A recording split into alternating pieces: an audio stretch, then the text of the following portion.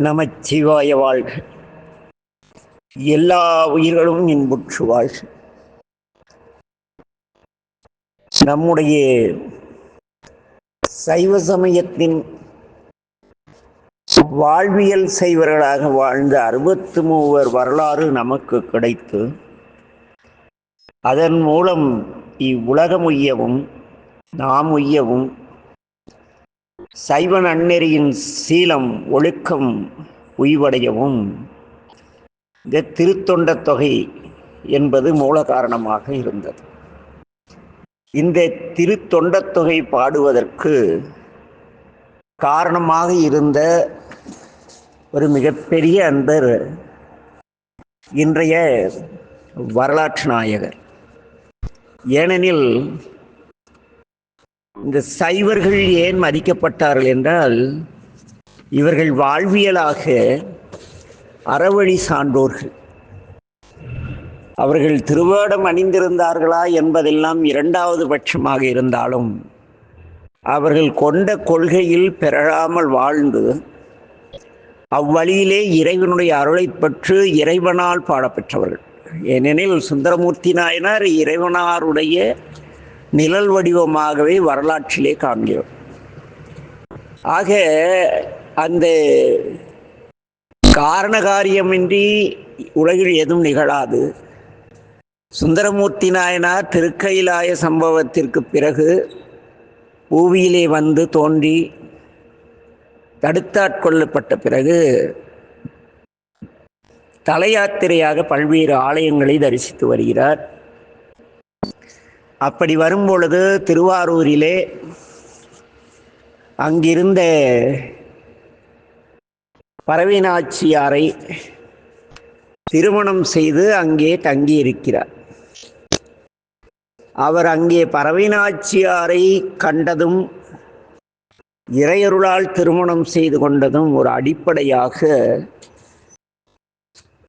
நம்முடைய தியாகராஜ பெருமானின் பேரருட்கருணையினால் அன்றி பிரிதில்லை. ஏனெனில் இந்த திருத்தொண்ட தொகை பாடப்பெற்று அதன் மூலம் 63 நாயன்மார்கள், அதில் அந்த தொகையடியார்கள் தவிர்த்து மீதியுள்ள 51 நாயன்மாருடைய வரலாற்றை நமக்கு தருவதற்காகவே சுந்தரரை இறைவன் காமனை காய்ந்த இடத்திலே கண்ணோடு கண் நோக்க செய்து இங்கே அனுப்பி வைக்கிறார்.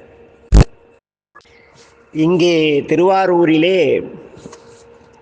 சுந்தரமூர்த்தி நாயனார் பரவினாச்சியாரை திருமணம் செய்து கொண்டு வாழ்ந்து வரும் காலத்திலே தினம்தோறும் திருவாரூர் தியாகராஜ பெருமானுடைய ஆலயத்திற்கு திருமூலட்டானம் சென்று புற்றிடம் கொண்ட பெருமானை வணங்கி மகிழ்ந்திருக்கின்ற காலம் அது.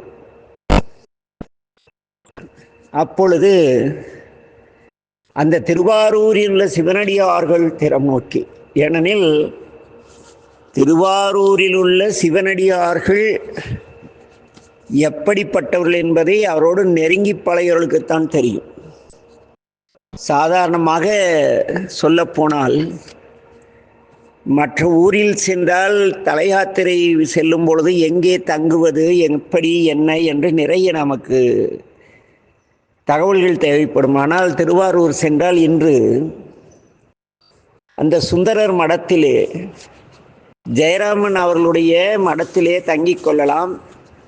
அவர்களுக்கு 3 வேளை உணவு, உறையுள், பூஜைக்கான உதவிகள் எல்லாம் கிடைக்கும்.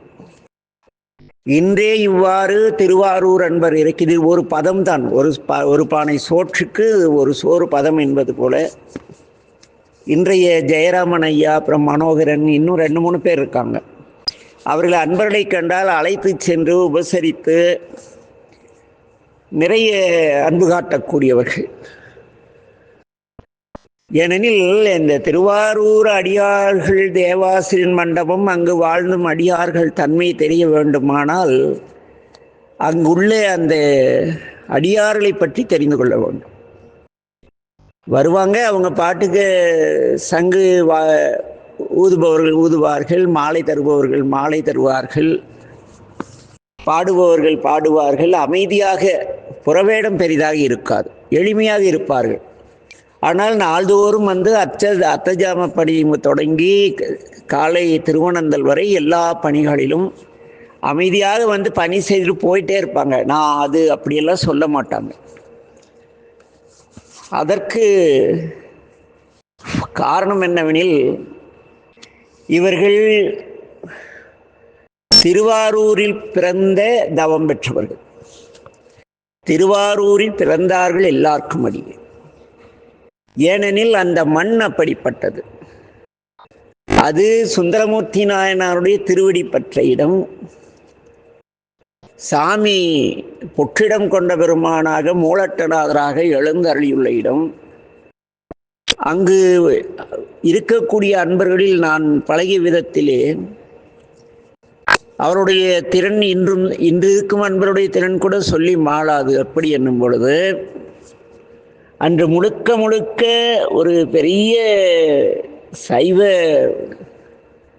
சிந்தனையுள்ள தொண்டர்கள் வாழ்ந்த காலத்திலே திருவாரூர் அன்பர்கள் எப்படி இருப்பார்கள் என்று யோசித்தோமானால், அவர்கள் தினந்தோறும் வந்து இறைவனை வழிபட்டு அங்குள்ள தேவாசிரியன் மண்டபம் சென்று அவர்கள் இறைவனை பற்றிய பெருமைகளை நம்முடைய திருவாசகம் பேசும் அழுகைய தொழுகையில் அது மாதிரி இறைவனை பற்றி சிந்தித்து இறைவன் புகழை பேசி இறைவனுடைய திருநாமத்தை பாராயணம் செய்து இறை சிந்தனையோடு இருக்கக்கூடிய அன்பர்களாக அவர்கள் இருந்தனர்.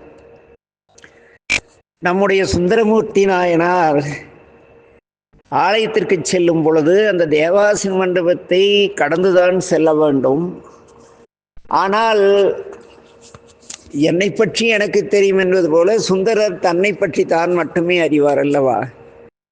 ஆகவே நம்முடைய சுந்தரர் அந்த அடியாருடைய திறம் நோக்கி, இவ்வளவு சிறந்த இந்த அடியார்கள் இருக்கின்றார்களே, இவர்களோடு நாம் என்று நட்பாக பழகுவது, அவர்களோடு கலந்திருப்பது, இறைவனை சிந்திப்பது என்றெல்லாம் மனதிற்குள் எண்ணி அங்கு சற்று தங்கி நின்று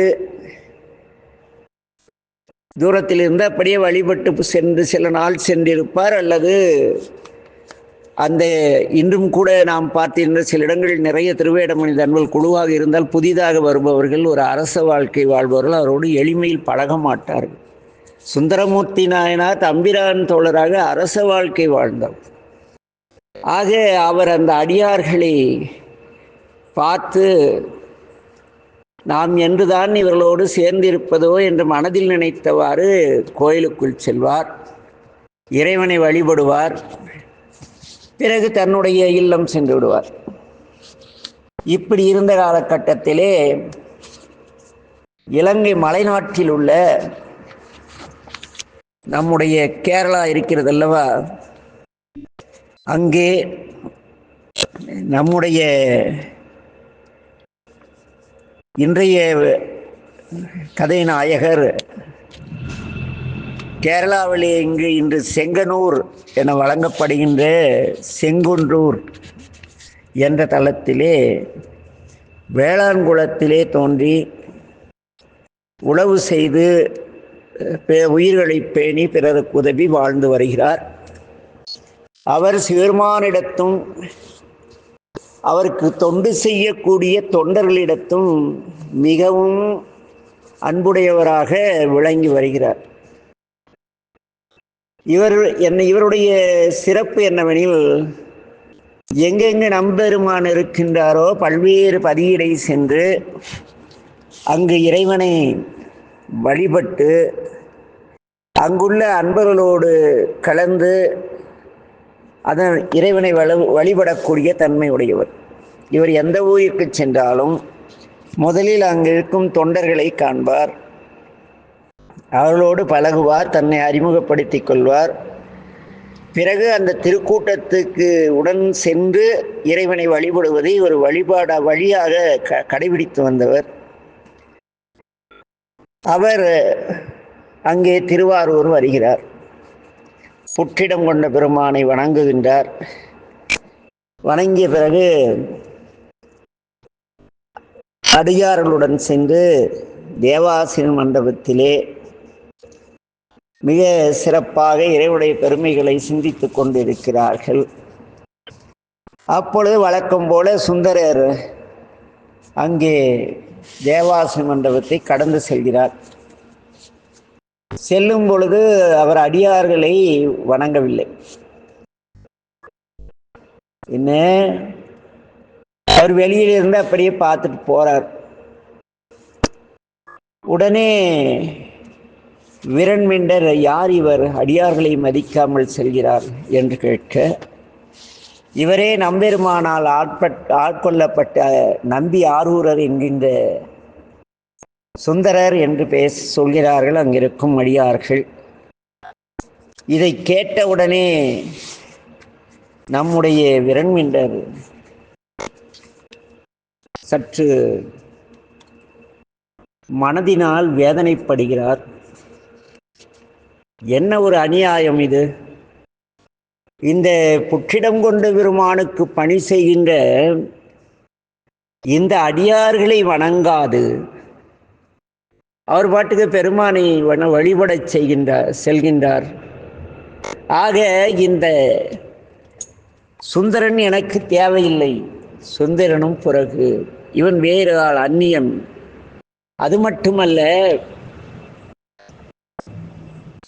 இந்த சுந்தரனை ஆண்டு அருள் செய்கின்ற இந்த தியாகராஜரும் புறகு, இந்த திருமூலட்டநாதரும் புறகு என்கிறார். என்ன, சுந்தரனும் பிறகு, அவரை ஆண்டு கொண்ட இறைவனும் பிறகு. எனவே நான் இனி இவரை வழிபட மாட்டேன் என்று முடிவெடுக்கிறார். முடிவெடுத்து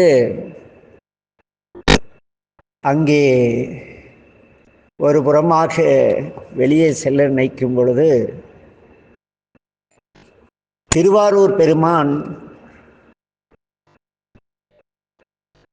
அங்கே இங்கு நடக்கும் சம்பவங்களை ரசித்து பார்த்து கொண்டிருக்கிறார்.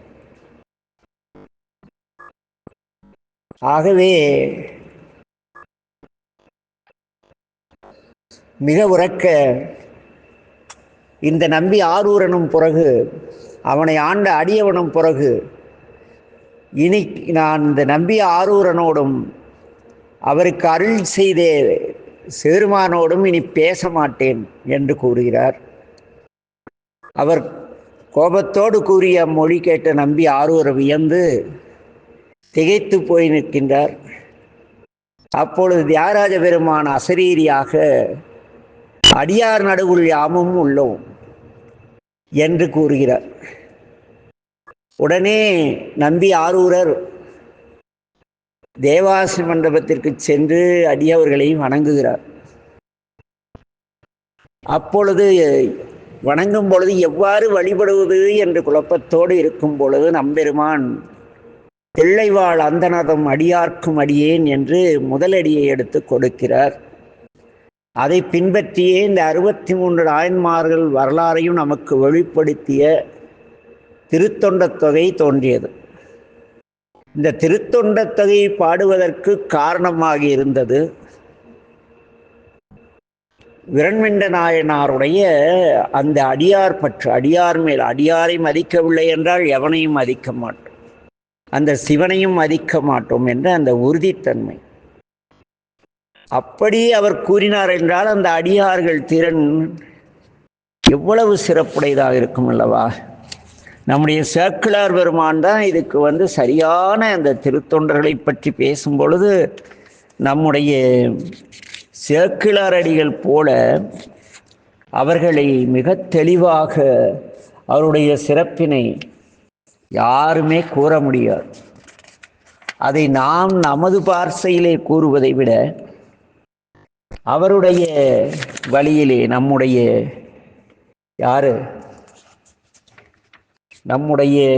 சேக்கிழார் பெருமானுடைய வழியிலே காண்போம். என்ன, அவர்கள் அந்த தேவாசிரிய மண்டபத்தில் இருந்தவர்கள் எப்படிப்பட்டவர்கள் என்று சேக்கிழார் அடிகள் கூறுவார். அறந்தை தீர்க்கும் அடியவர் மேனி மேல் நிறந்த நீற்றொழியால் நிறை தூய்மையால் பரந்த அஞ்செழுத்து ஓசை பொழிதலால் பரந்த 1000 பார்க்கடல் போடுவது அந்த தேவாசிரிய மண்டபம் என்று பேசுகிறார். அங்கே குற்றத்தை நீக்கக்கூடிய அடியார்களுடைய மேனி மேலே திருமேனியில் திருநீரு தூய்மையாக வெண்மையாக ஒளிவிட்டு வீசுகிறது. அந்த திருநீற்றின் தூய்மை போல அவருடைய உள்ளம் தூய்மையானது. அது மட்டுமல்ல, அவர்கள் நமச்சிவாயே என்ற பஞ்சாட்சரத்தை மந்திரித்து சொல்வது ஓசையானது 1000 பார்க்கடல் ஓசையிடுவது போல இருந்ததாம் தேவாசிர மண்டபம். அது மட்டுமல்ல, அவருடைய அந்த தேவாசிர மண்டபத்தை அடியாருடைய தன்மை இன்னும் நோக்கினால் இறைவனுடைய தாள்களை பணிவார்கள். அவர்கள் அகில உலகமும் ஆளுதற்குரியர். அவர்களை சார்ந்தவர்கள் எல்லா போகமும் அடையார்கள். அப்படிப்பட்ட தன்மையுடையவர்கள் என்பார். அது மட்டுமல்ல, இறைவன் ஒன்று சென்றால் அன்பினால் மெய்தலைத்து விதிர்பெய்தி மெய்தான் அரும்பி விதிர் விதித்து கைதான் தலை வைத்து போற்றி ஜெய ஜெய போற்றி என்னும் கைதான் நெகிழவிடேன் என்பார் அல்லவா. அதுபோல மெய்தளர்ந்து விதிர் பெய்தி கண்ணில் நீர் அரும்ப அப்படி இறைவனை மெய்தான் அரும்பி விதிர் விதித்து சொல்றாருல்ல. கைதான் தலை வைத்து போற்றி ஜெய போற்றி என்னும் கைதான் நெகிழவிடேனுடையா என்னை கண்டுகொள் என்பார். அப்படி அவர்கள் தென்னா என்னா முன்னும் தென்னாவுடைய சிவனே போற்றி என்று சொல்வதற்கு முன்பாக தென்னா அப்படின்னதுமே உடனே அவங்க நெருப்பு பிடித்த மெழுகு போல இறைவனை எண்ணி உழுக ஆரம்பித்து விடுவார்களாம். அத்தன்மையாளர் அந்த அடியார்கள் தேவாசி மண்டபத்தில் இருந்தவர்கள். கண் பணியரும்ப கைகள் மொட்டித்து என் கலைகனே ஓளம் என்று ஓளிட்டு என்பெல்லாம் உருகும் அன்பர்தம் கூட்டம் என்பார் நம்முடைய திருவிசைப்பா ஆசிரியர். கண் பனி எறும்ப, கண் அப்படி நீலி கண்ணீர்லாம் வராதான், கண் ஓரத்தில் பனி போல ஒரு சிறு துளி கண்ணீர் வரும். கண் பனி அரும்ப கைகள் மொட்டித்து என் கலைகனையே ஓளம் என்று ஓளிட்டு என்பெல்லாம் உருகும் அன்பர்கள் அந்த தேவாசிரிய மண்டபத்திலே திருக்காவணத்திலே இருந்த அடியார்கள். அது மட்டுமல்ல, கைத்திருத்தொண்டு செய்கடப்பாட்டினர். அங்கே ஏதோ ஒரு புல்லு பூண்டு எதுவுமே கோயிலில் குப்பை கூலம் இருக்க இல்லை எல்லாம் சுத்தம் பண்ணுவாங்க. நறுமணம் வீசக்கூடிய பொடிகளை சாம்பிராணி அதெல்லாம் போடுவாங்க. அழகிய நந்தவனம் பாதுகாப்பாங்க. இப்படி கைத்தொண்டு செய்யக்கூடியவர்களாக இருப்பார்கள் அந்த திருக்காவணத்து தேவாசி மண்டபத்து அன்பர்கள். அது மட்டுமல்ல, மாசிலாத மனிதிகள் மேனி மேல் பூசும் நீர் போல் உள்ளும் புனிதர்கள். அவருடைய கழுத்திலே அணிந்திருக்கின்ற ருத்ராட்சமானது எவ்வாறு குற்றமற்றதோ அதுபோல மனம் மொழி மெய்யால் உடலாலும் மொழியாலும் அவருடைய செய்கையாலும் புனிதர்கள் என்பார். பூசும் நீர் போல் உள்ள மனசுல தூய்மையானவர்கள். என்ன அப்படிப்பட்டவர்கள் அந்த தேவாசி மண்டபத்து அடியார்கள். அது மட்டுமல்ல, பூதம் 5 நிலையில் கலங்கினும் என்ன நடந்தாலும் சரி பெருமானை அன்றி வேறு எந்த சிந்தனையும் கொண்டு ஓடமாட்டார்கள். பணம் கிடைக்குதுன்னா ஓடுறது. பணக்காரன் வந்தால் கைலைவாத்தியம் வாசிச்சிட்டே இருந்தாங்க ஒரு இடத்துல.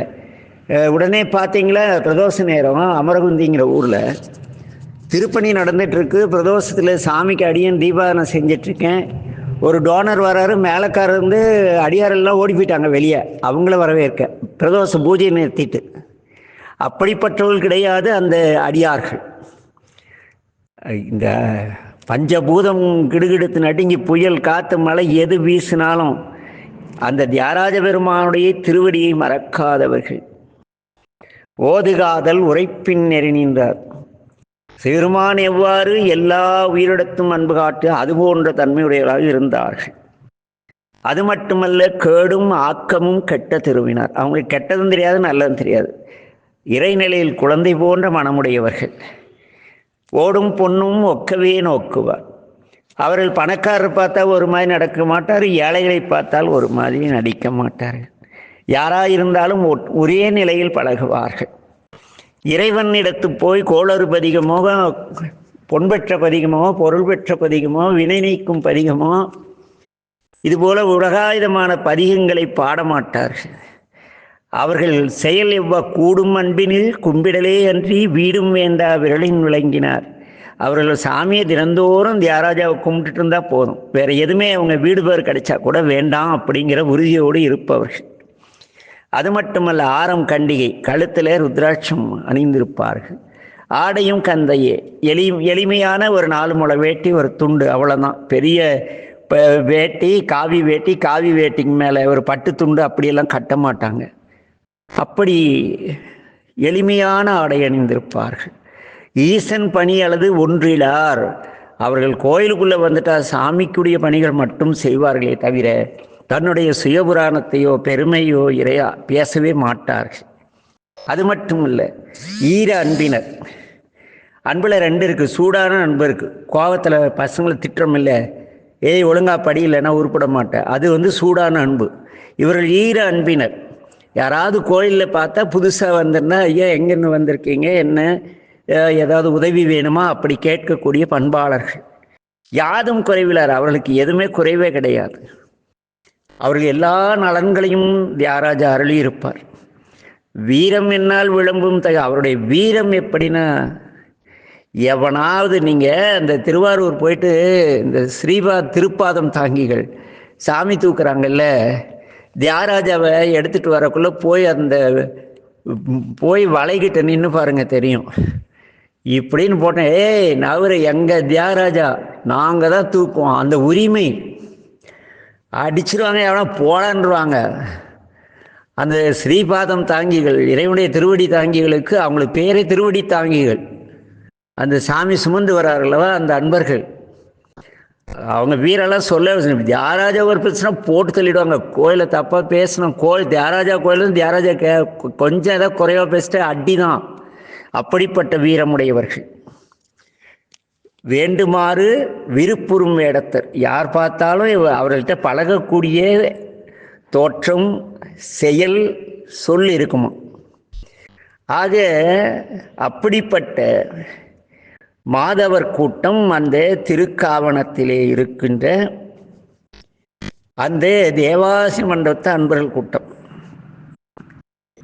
அந்த கூட்டம் அங்கு சென்ற காரணத்தால் தான், திருவாரூர் சென்று தேவாசிரியன் மண்டபத்தின் வழியாக சென்றதால் தான் சுந்தரர் திருத்தொண்டத் தொகை என்ற சிறந்த அந்த அடியார் வரலாற்றை பாடக்கூடிய தன்மை கிடைத்தது. இல்லைன்னா சுந்தரர் பாடியிருக்க மாட்டார். ஆக அடியவர் பெருமை பாட வேண்டும் என்று இறைவன் முடிவு செய்துவிட்டால், ஒரு சாதாரணமாக இறைவனை தலையாத்திரை சென்று வழிபடுகிற அன்பர்கள் மூலம் மகா ஞானியாக கருதப்பட்டவர்கள் கூட தன் நிலை உணர்ந்து வாழக்கூடிய நிலைக்கு, அந்த உயர்நிலைக்கு சென்று விடுவார்கள் என்பது இந்த வரலாற்றின் விரிவு. இந்த திருத்தொண்ட தொகை விரண்மிண்டர் எளிய வரலாறு. அவர் கோயிலுக்குள்ள தலையாத்திரை போயிட்டு இருந்தார். சுந்தர இறைவனை மதிக்காமல் போனார். அந்த இறைவனல்ல, தேவாசம் மண்டப அன்பர்களை தொழாமல் சென்றார். நாமும் இன்று போனால் ஆலயத்தில் அடியார்களை கும்பிடணும்னு போனால், திருவொற்றியூர் போயிருந்தேன். ஒரு அடியார் திருக்கூட்டம் அப்படியே ஒரு 4-5 பேர் வந்துட்டு இருந்தாங்க. ஐயா சிவாய நம்மனே, அவங்களுக்கு என்ன, நான் எதுக்கு இருந்தேன், நானும் திருவிடத்தில் தான் இருந்தேன். அவங்களுக்கு என்ன கண்ணும் தெரியல, நான் சொன்னதை அவங்க காதில் கேட்கல. நான் வந்ததே அவ்வளோ பெரிய சொக்கரே கண்ணுக்கு தெரியல. என்ன ஈர அன்பும் கிடையாது, ஒன்றும் கிடையாது. நேராக போனாங்க, உட்கார்ந்தாங்க. போற்றி திருத்தாண்டங்களாம் போகல, கோளறுதியம் பாட ஆரம்பிச்சிட்டாங்க, பொன்பெற்ற பதிகம் பாட ஆரம்பிச்சிட்டாங்க. அப்படிப்பட்ட உலகாயுத வாழ்க்கைக்காக திருமுறை படிக்கும் தொண்டர்கள் கிடையாது, சுந்தர தரிசித்த அடியார்கள். ஆக என் அன்பின் உறவுகளே, 63 தாண்டி இன்று வரை ஒரு புதிய நாயன்மார் வரலாறு கூட இறைவன் தன் வந்து பாடவில்லை எனில் அவர் கணக்கில் ஒருவரும் தேரவில்லை. நாமேனும் அதற்கான முயற்சிகளை செய்து திருத்தொண்டு செய்து வாழ எல்லாம் வல்ல என் தந்தை தண்ணீரிலே மூழ்கி தவத்தில் இருக்கும் என் தந்தை சொக்கநாதரையும் அன்னை மீனாட்சியும் வேண்டி பிரார்த்தித்து நாளை சந்திப்போம். நமச்சிவாய வாழ்க. எல்லா உயிர்களும் இன்புற்று வாழ்க. திருச்சிற்றம்பலம்.